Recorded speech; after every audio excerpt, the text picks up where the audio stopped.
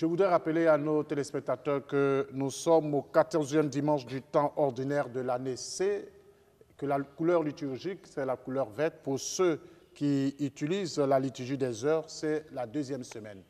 Et les textes qui nous sont proposés pour ce 14e dimanche du temps ordinaire sont les suivants.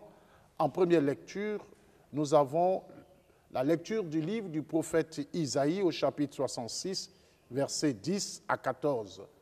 Le psaume, c'est le psaume 65. « Terre entière acclame Dieu, chante le Seigneur ». La deuxième lecture est tirée de la lettre de saint Paul l'apôtre aux Galates, chapitre 6, versets 14 à 18. L'évangile que nous avons aujourd'hui est tiré de saint Luc au chapitre 10, versets 1 à 12, 17 à 20. Alors, la liturgie nous propose la lecture longue et la lecture brève. Je vais vous lire la lecture brève pour que nous puissions avoir le temps de méditer le texte par notre frère, le père Yves Aoussi Bertin, le prince, voilà, qui va nous aider dans cette méditation. Alors, si vous êtes prêts, je vais vous lire le texte de l'Évangile.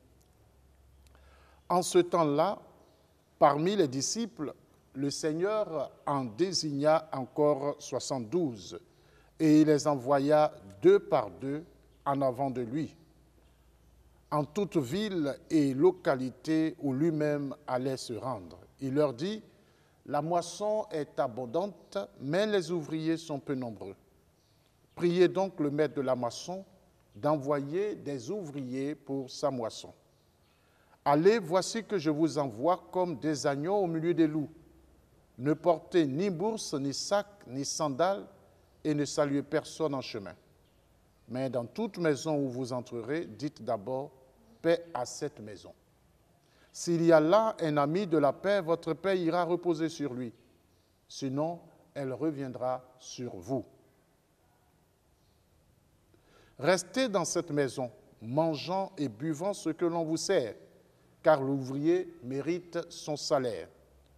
Ne passez pas de maison en maison. Dans toute ville où vous entrerez et où vous serez accueillis, mangez ce qui vous est présenté. Guérissez les malades qui s'y trouvent et dites-leur, le règne de Dieu s'est approché de vous. Acclamons la parole de Dieu. Louange à toi, Seigneur Jésus.